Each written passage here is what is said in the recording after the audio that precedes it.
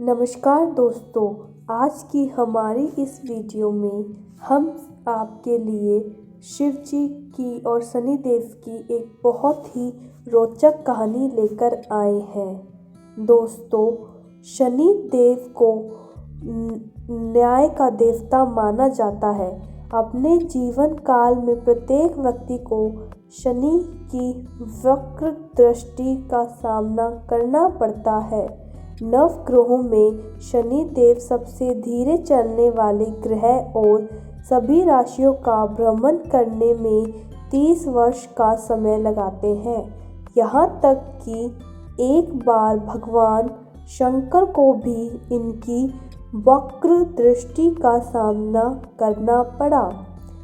एक कथा के अनुसार एक बार शनि देव भगवान शंकर के कैलाश पर्वत पर पहुँचे और शनि देव ने भोलेनाथ को प्रणाम किया। भोले शंकर बोले, शनि कैसे आना हुआ? तब शनिदेव बोले, प्रभु, समय के चक्र के अनुसार कल मेरी वक्र दृष्टि आप पर पड़ने वाली है, अर्थात कल मैं आपकी राशि में भ्रमण करूंगा। शनि देव की बात सुनकर भोलेनाथ हैरान हुए और पूछा, शनि, तुम कल मेरी राशि पर रहोगे? तब शनि देव बोले, प्रभु, सवा पहर तक मेरी दृष्टि आप पर होगी। ऐसा कहकर शनिदेव भोलेनाथ को प्रणाम करके चले गए। अब महादेव सोचने लगे, मुझे शनि की वक्र दृष्टि से बचना होगा, वरना मुझे शनि की वक्र दृष्टि पड़ेगी तो देव देवता क्या सोचेंगे। महादेव ने एक योजना बनाई कि कल शनिदेव के आने से पहले ही वो कैलाश छोड़कर मृत्यु लोक पर चले जाएंगे और कुछ समय के लिए शनिदेव की वक्र दृष्टि से बच जाएंगे। अगले दिन ही भगवान भोलेनाथ मृत्यु लोक पहुँच गए और एक हाथी का रूप धारण कर लिया।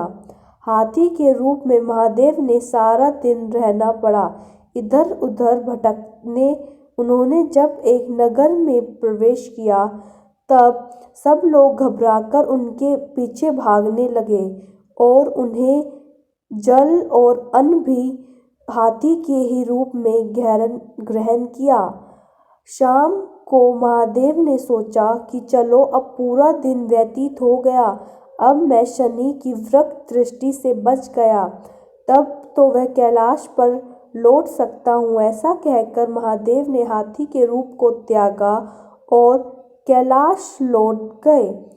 तब वहाँ पहुँचते ही महादेव ने देखा कि शनि देव तो पहले से ही वहाँ मौजूद है। उन्होंने महादेव को देखते ही प्रणाम किया। उन्होंने भोलेनाथ मुस्कुराए और बोले, देखा शनि, मैं तुम्हारी वक्र दृष्टि से बच गया। अपनी वक्र दृष्टि मुझ पे नहीं डाल पाए। महादेव की सारी बात सुनकर शनिदेव बोले, हे प्रभु, मेरी वक्र दृष्टि से ना तो देव बच सके और न ही आप बच पाए।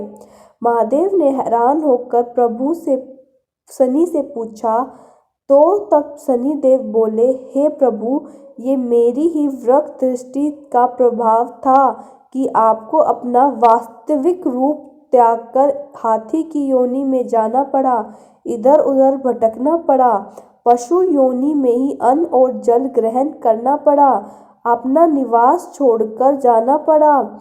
जब मेरी दृष्टि आप पर पड़ी उसी पल आप उसके पात्र बन गए। यह सब सुनकर महादेव मुस्कुराए और शनि देव से गले लग गए और बोले, शनि, तुम सही में मेरे शिष्य हो।